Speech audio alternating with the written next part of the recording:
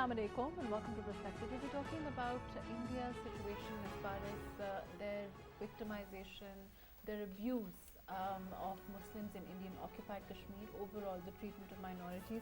Of course, in the light of the G20 happening at this time, also the nations, G20 nations being urged to champion the cause of the Kashmiri cause, of the Kashmiri people, of all the bloodshed, the abuse of human rights that is being seen and that is being camouflaged and made to look and hide under the facade of G20 robust India.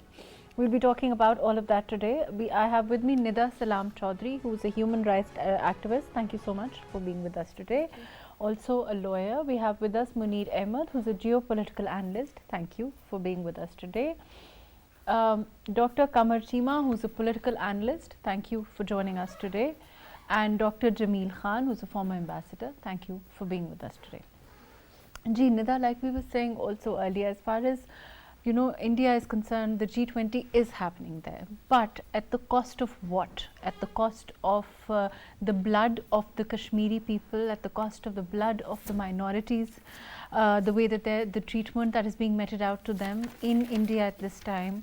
We are of course all looking at the way India is trying to hide their actual state literally behind facades and billboards and you name it. How are you overall looking at the situation?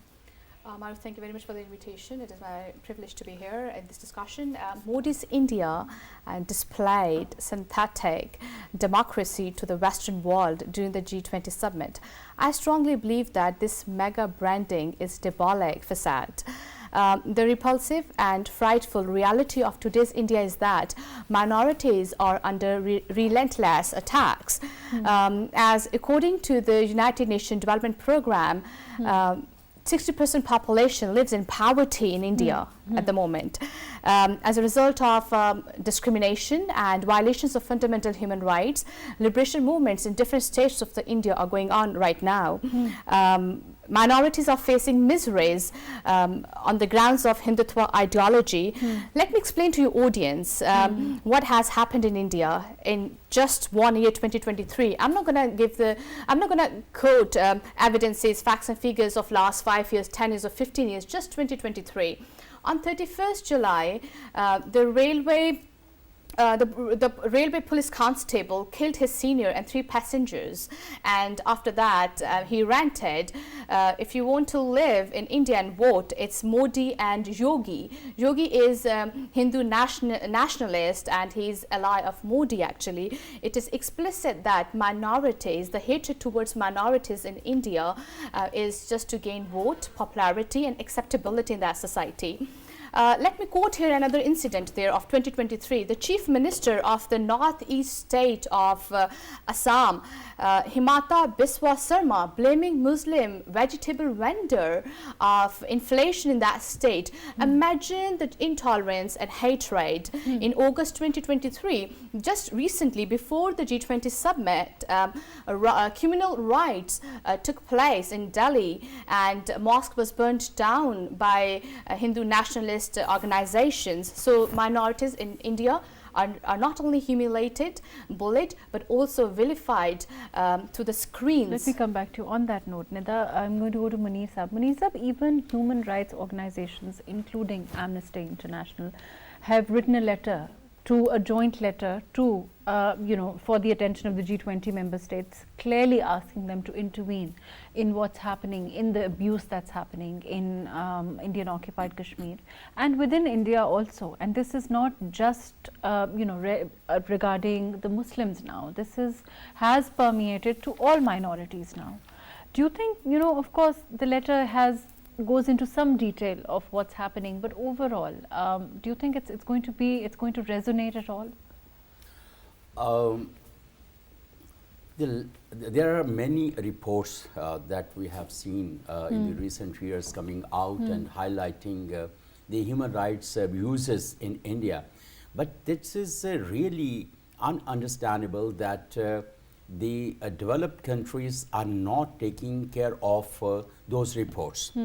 What about the recent Amnesty International letter? Even the Human Rights Watch Group and the American religious rights organization, they have already mentioned about these violations. Now is the time the G20 countries or all the other developed countries, they need to also need to know the camouflage realities, the masked realities that are happening. There is a genocide in India, and 70 years of atrocities in Kashmir. Thousands and thousands of people have been killed in custody or extrajudicial killings, and thousands of women have been raped. There is no freedom of expression. The media have been, closed down in occupied Kashmir. Even the media in the main cities of India, they are also facing very like. When you said the ability, I mean India's attempt to push this under the bilateral mat, as far as Kashmir issue is concerned, would you agree has not been successful? Overall, of course, the world hasn't agreed to this bilateral, the way that they've tried to argue it, the stance that they've taken on the Kashmir issue. But at the same time, they haven't, reacted in an appropriate manner to the abuse also. You are right. Basically, it's not only the bilateral. When we talk about the human rights agenda, human rights agenda is a global phenomena. And when we talk about human rights in every nook and corner of the world, then why not this issue? India has taken this issue to United Nations. And like when you take up this issue to United Nations, it means like it is beyond the hands of the two countries. And after that, if you say it's bilateral, it means like if it was bilateral, then it should have been mediated by someone else, like other, or like it has been solved by the two countries. But when the people of Kashmir, they are asking for their right to choose, and it should be exercised by the UN organizations.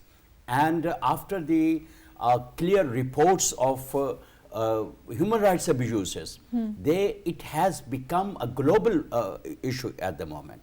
And it is no more a bilateral issue, and it should be resolved according to the Global Charter of Human Rights, and under the UN resolutions, Kashmiris have to be given. And more than that, the Muslims living in the Indian cities, and they are facing a lot of atrocities, as just Nida mentioned. And it is not just one or two or like 4 or 5 incidents. Every day there are dozens and dozens of incidents coming out, and they are reported even in their own media. Exactly. I want to talk particularly about that. Dr. Qamar, can you hear me? Yes, I can hear you. The fact that India's media itself is reporting and talking about a lot of the abuse that's happening there is particularly relevant. Even as far as the summit is concerned and the reaction overall, the way that India is choosing to hide the actual state of affairs within their country, the facade that they are painting is also being reported in their own media. Is that going to have, we've also had papers being written by their own intelligentsia, their own people. But again, the economic situation all over as far as India is concerned, that background is also, of course, there. Do you think it's going to have an effect at all, what's happening, the letter by Amnesty and other human rights organizations? Well, I think definitely there is always an impact of such things. For example, I think this would have happened first time that the American president, who was having his media team with him, and he traveled to New Delhi, and in the bilateral talks with the Prime Minister Modi, the day he landed on 8th of this month in September, the media was not given access to the meeting of President Biden and PM Modi. And America's National Security Advisor Jack Sullivan told the American media that we are doing it because the Indians have requested them. So on one hand, if Prime Minister Modi would have allowed the media, or he would have gone for a press conference with President Biden, there would have been questions about Manipur. There would have been questions about more than 150 churches which were burned. There would have been questions about Haryana. There would have questions which Prime Minister Modi would not have been in a position to answer. So I think India is just another electoral autocracy. This is very much established case, but at the same time, this electoral autocracy is being accepted and recognized by everyone else. For example, we have been mentioning of the Muslim world and what's going on in Kashmir. The question is Oman, UAE, Nigeria, and many other countries. They were part of this. They were invited and particularly Egypt. They were invited. Nobody spoke of Kashmir, and why will they speak of Kashmir? So the question remains: this Kashmir issue is only of Pakistan's concern, which is a reality. We need to own it, and I think we must not only realize at the human rights bodies or the international media or all these countries. Remember, after the 5th August 2019, even the foreign ministers of OIC couldn't sit together for a dialogue or a discussion on that. So right now, what we have to do is that we have to bring political stability at home. We have to have financial stability, and we need to be the market for the rest of the world. We need to create our dependence for the rest of the world. That's only our issues and concerns will be addressed in OIC and many other forums globally. So I think Americans have himself exposed Prime Minister Modi by telling their own media that we have not been given access by the host country. So India is no more a democracy. It is an electoral autocracy. But Cheema Sahab, let me go to Ambassador Sahab. I'll come back to you. Ambassador Sahab, but how long and to what extent can Indians, actually curtail media and the questions and the press conferences and overall, in this kind of a summit, in your experience? You think invariably there will be a time, I mean, of course, managing the media and that management, that censorship is certainly there, but how much of it is possible, in your opinion, in this kind of an event?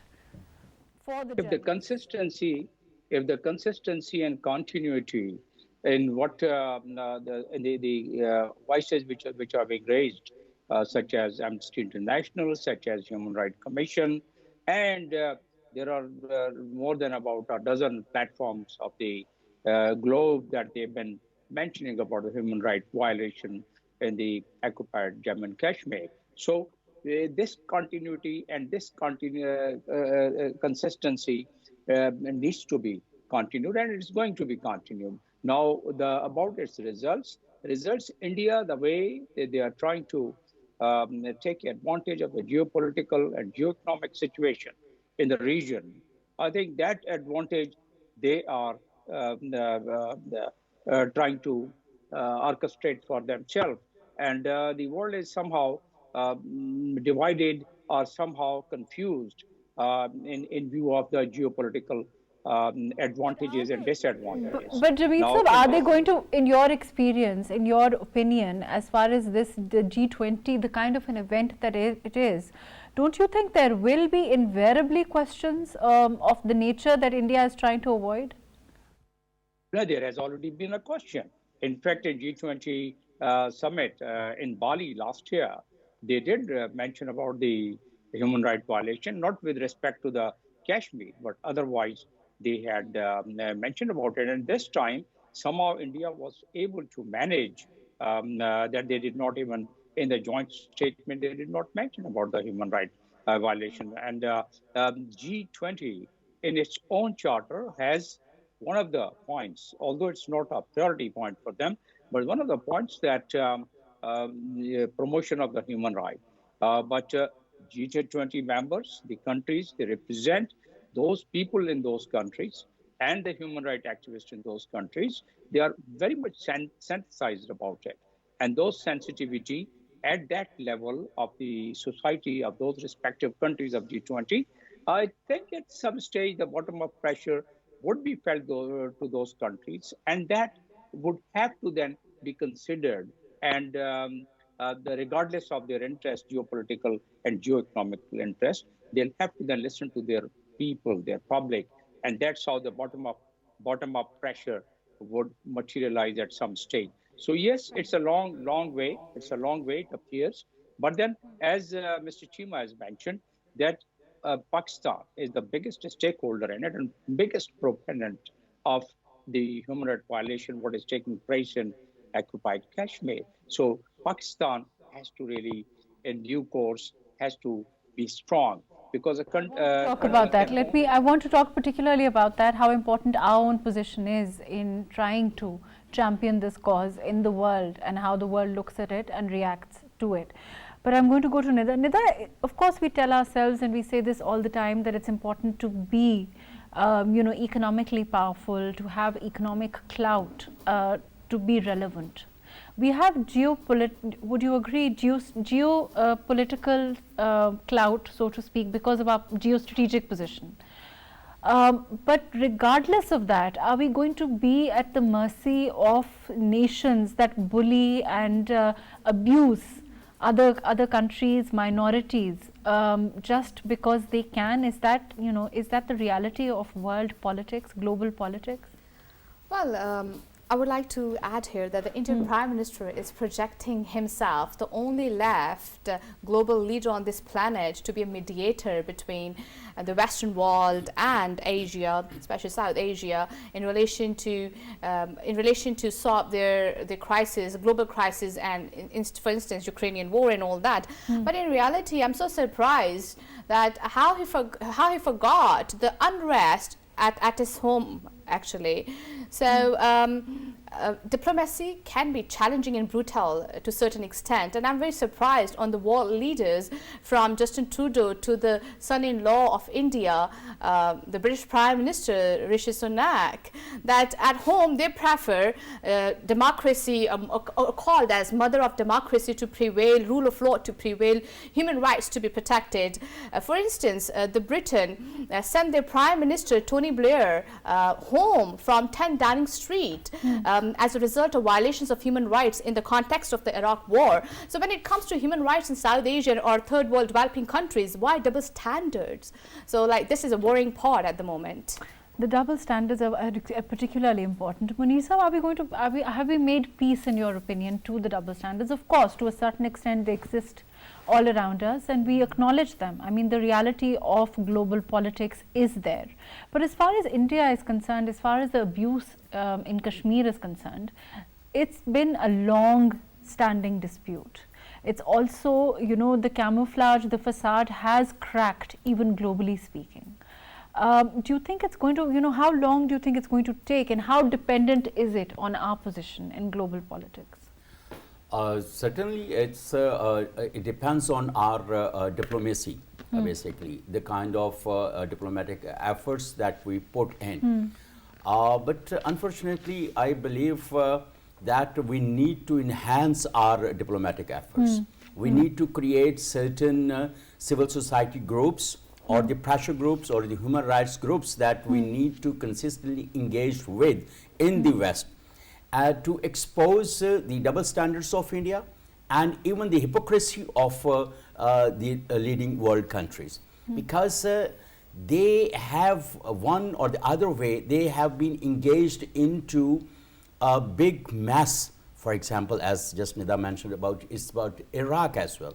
Like the Arab Spring was created and maneuvered by the Western world. And even the Ukraine phenomena, that is also created. And I'm really shocked to see that they mentioned about human rights violation in Ukraine, and they asked Russia to stop it. It is a lenient view, and of course, in one way, I think it's a win of Russia, even in their absence, because it is not condemned as we were expecting the world would condemn it. G20 countries would condemn it. But they heavily interview, but the Kashmir and Palestine and other hotspots in the world, they are missing out of it. There are human rights violations, but by those countries who were supposed to condemn it, how they could. And our ambassadors across the globe, they need to put more efforts in.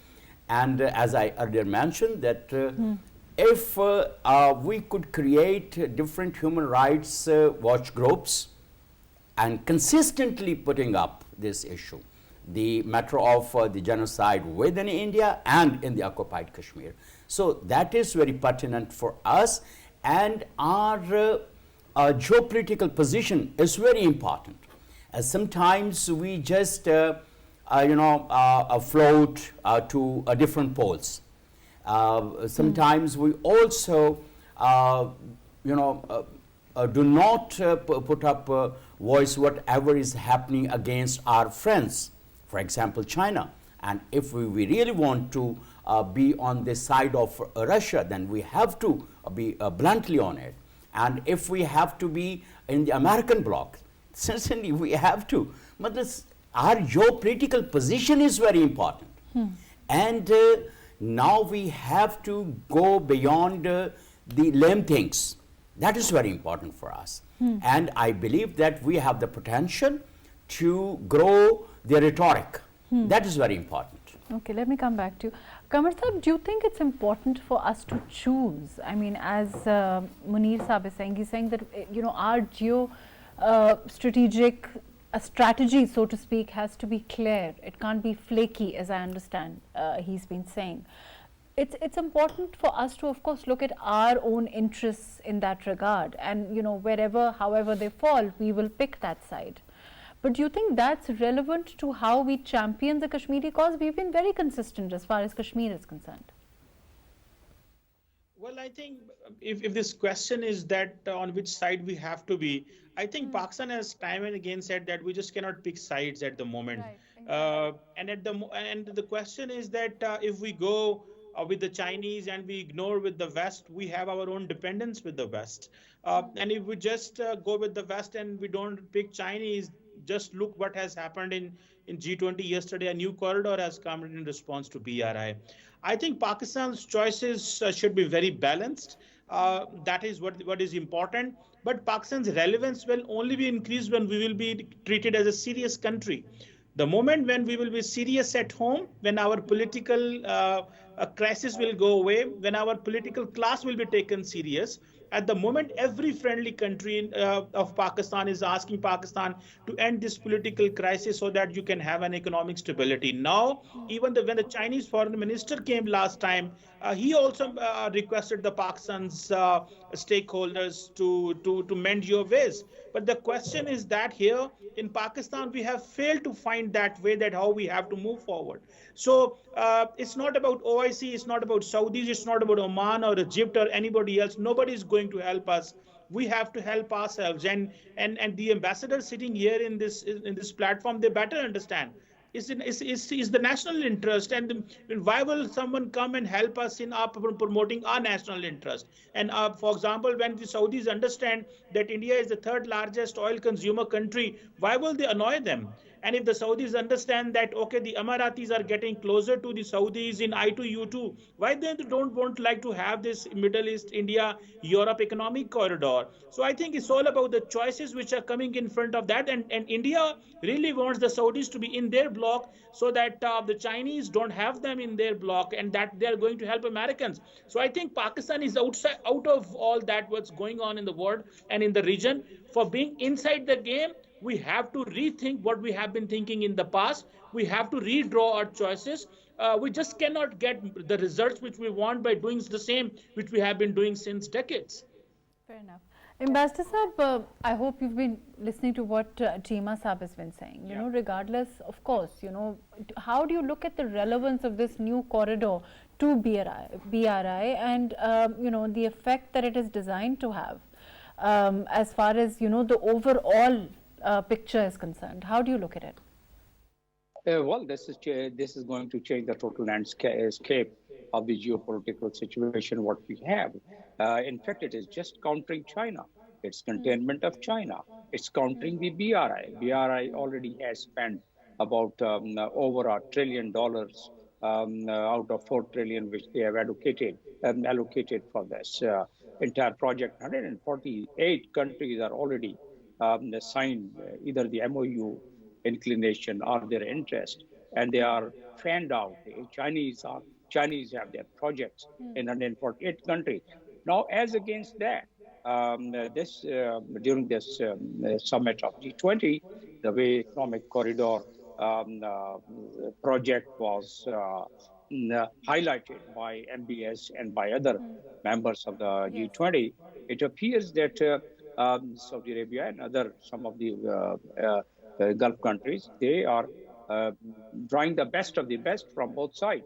On one side, the Saudis have been able to iron out their differences with Syria, differences with Iran, by the mediation of China. And on the other side, they don't want to annoy America. They don't want America to think that Saudi Arabia or the Gulf countries are being drifted towards China. So they are trying to have the best of the best from both sides. And what are the options as far as Pakistan is concerned? What are the options for us now in this kind of a background where you are again, as far as Saudi Arabia is concerned, as far as the UAE is concerned, with all countries, choosing to go in a certain direction where they feel they're going to get the maximum? Well, they are trying to weigh themselves and their interest. In fact, the countries do not have their, personal relations or do not have their emotional relations. They have the relations of their country, and that is the driving force behind all the geopolitical or the diplomatic activities. So Pakistan, at this point in time, is not in a position to take a complete side and announce its position. In fact, Pakistan would take some time in the transition, in the transformation. We are progressing very well in certain sectors, such as the military side. We have transited, I think, to a large extent towards the Chinese and Russian equipment. But still, there's a long way to go. So from that standpoint, these two blocks, or these two countries, big countries, they don't really stop us to have our bilateral relations with any country, so long as it does not hamper the interest of our friends like China or any other country. So we have to, as a matter of fact, make ourselves strong economically, socially, politically. If we are strong, we'll be listened to by these countries where we go and we try and do a campaign about human rights violation of Kashmir or any other place. For example, the discussion and some of the points mentioned about the aggressive diplomacy, yes, there's no doubt about it. We have the missions. We have the mission in more than 120 countries, and we should not really. And I see very little our mission heads in these 110 or 120 countries that they would go attend seminars, try and do the public diplomacy, try and have their media engagement by mentioning the human rights violation and the way the marginalization is taking place in India, the way the legal system is being overhauled in India. Imagine which country have the abusive type of counter-terrorism laws like Unlawful Activities, Prevention Act, and the Jammu and Kashmir Public Safety Act. So all these, and then of course incapacitating the human rights activists through various laws, the domicile law, citizenship law, and above all, the highest violation of their own Constitution of India 370 and 35, plus the way they are perpetrating the human rights violation, which has been mentioned by the Human Agency, by the Human Rights Council, which is under the umbrella of Human Rights Nations, and despite all of these reports. Come back to you, Ambassador Saab, I'll come back to you. Nida, overall, you heard what everyone is saying. Of course, the economic position, are unfortunate. We've also seen recent political instability. All of those realities on the home front are right there before us. as we grapple with trying to get our own house in order, unfortunately, the violations still continue. Consistency as far as the Kashmiri cause has been there for a long time. What do you see as the future? I strongly believe that Pakistan is a backbone in the region. Pakistan is a game changer. Pakistan is blessed with mining, coal, gas, and all that. Pakistan only lack in honest, dedicated, visionary leadership. We can compete India within a couple of years, as we did, and we already competed in missiles, nuclear technologies, and all that. So Pakistan is in a need of a serious political leadership, and this span of time is just a temporary, which we have recently witnessed and experienced a couple of days back, how things are rapidly changing. So, but overall, in terms of how we look at the Kashmiri cause, in terms of how we take it up, do you think it's having its effect overall, whether we, even if we say that it's not changing rapidly, the world, this letter itself also shows that there are concerns about what's happening in Kashmir. And whether we, as far as this conference is concerned, do you think the G20 conference is perhaps, going to maybe underline the reality of what's happening as this summit continues also? Yes, it is, because India tried to hide the slums behind the billboards, the realities under the artificial painted democracy to the Western world and the leaders. And this is the worrying part for the Western leaders to understand what is the ground reality. Because let me give you an example. The same Modi government refused to give access to the journalists to the occupied Kashmir after the revocation of Article 370. Why? There is something to hide. Right. So I think I agree with you.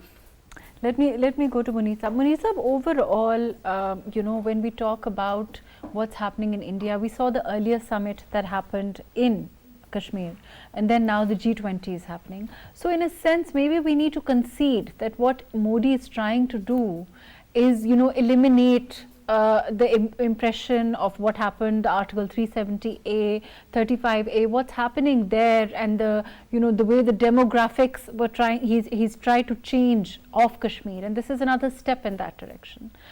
The question is, if he's not stopped, it will it will continue on a relentless way that it's continuing now. So it has to be a combined effort all around from Pakistan. Whatever our geostrategic position, whatever our limited economic means, we all need to understand this, right? You are very right. We need to put up our efforts to curtail such kind of efforts that Modi is doing, and he's trying to play global leader, and the tourism conference was also organized there in India, and after now G20. We need to, of course, and we need to, as I earlier mentioned, that we need to have certain human rights group, and we also go for very vigorous diplomacy on it to unfold such kind of aims they have. What about the malafide intentions they have? Kashmiri diaspora all over the world, the way that it needs to be. They are, but they are not so powerful, or like their voice is not very strong, though they represent, but that is quite off and on thing. We need to have a very strategic advocacy and lobbying campaign. That we have very consistent efforts, but not it's a campaign as we need to have it. And one thing I like to clarify about the new corridor, and that was in the G20 sideline event. The countries participated in the sideline event. They agreed to provide connectivity to India, to Middle East and the West, but it is not a part of the BRI. In the absence of China, how you can add anything to BRI, and it may be one part of the build back better. I believe that the American,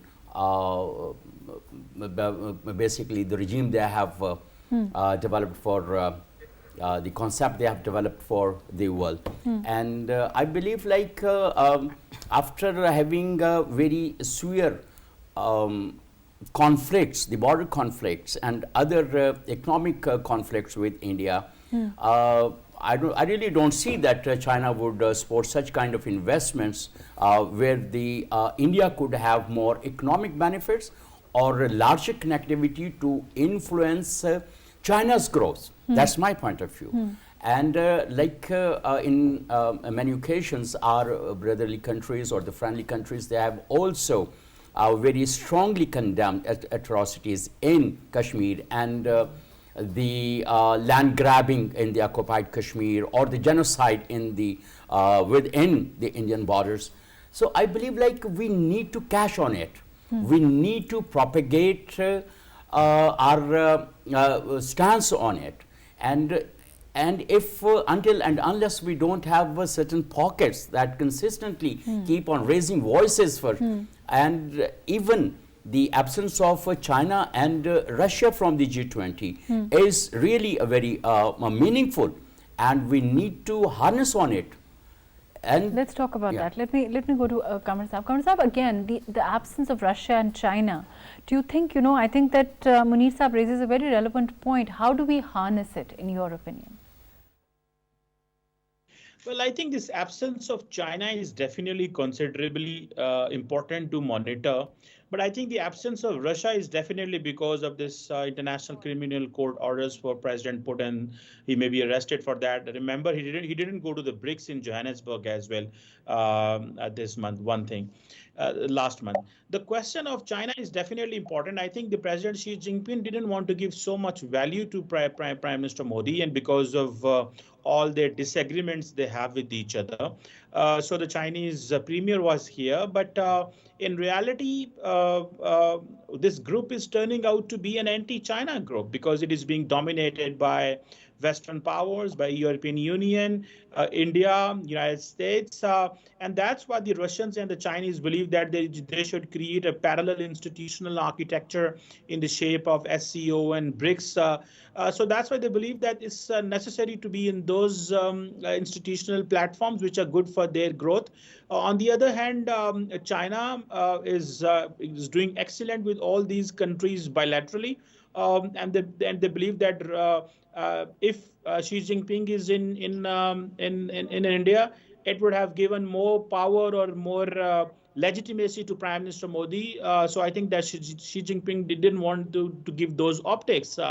But in reality, the India has achieved much in that. But I think in coming months, new institutional frameworks will come in shape, and these bigger platforms may lose their relevance because, for example, in shape of I2U2, in shape of this Quad and many others. So the Russian presence absence is because of legal issues, and the